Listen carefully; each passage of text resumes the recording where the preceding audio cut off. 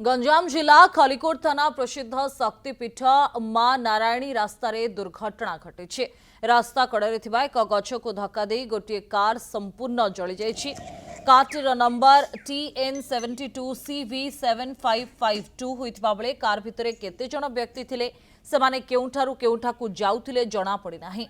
तेबे गाड़ी नंबर रु एहा तमिलनाडु रो होइथिबा जणा पड़िछि। खबर पाई खलिकोट पुलिस घटनास्थल रे पहुंची दुर्घटनार तदंत आरंभ करिछि। तेबे कारटी नारायणपटु फेरुथबा बेले दुर्घटना संपूर्ण जली जाइथिबा बेले कोनोसी व्यक्तिक संपर्क रे किछि स्पष्ट होई नाही।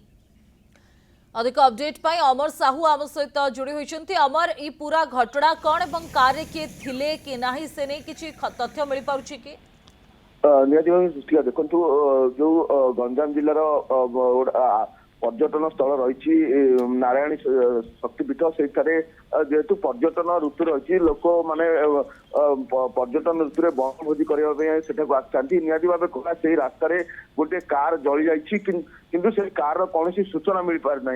तो निहाती भाव से गत विलंबित राति घटना घटी नहीं अनुमान गाड़ी गछरे पिटी होगा संपूर्ण भाव गाड़ी जली जाइए। हुंडाईर क्रेटा गाड़ी रही बेले जो गाड़ी में कई थिले कि नाही एपर्यंत कौन सूचना मिल पार ना। पुलिस घटनास्थल में पहुंची तदंत करती भाव अनुमान कई पर्यटक बुलवाक आसुवा बेले विलंबित रात्रि घटना घटी थाई पारे।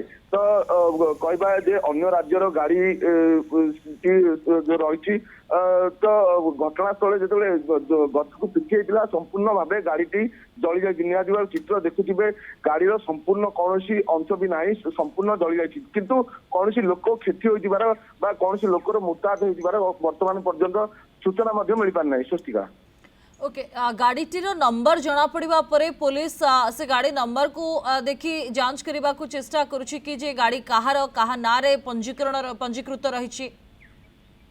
निहाती भाव देखु जेहेतु गाड़ीटी दुर्घटना पर संपूर्ण भाव जली जाए कि नंबर प्लेट रे किसी अंश नंबर प्लेट देखा जाउछि नहीं पुलिस तदंत करुछि।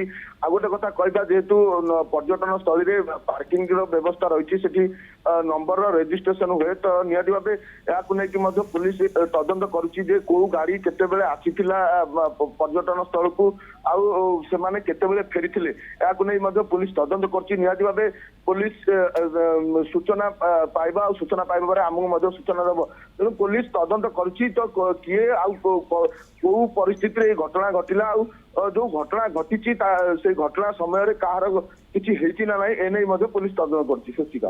ओके धन्यवाद अमर आपनकर अपडेट पाई।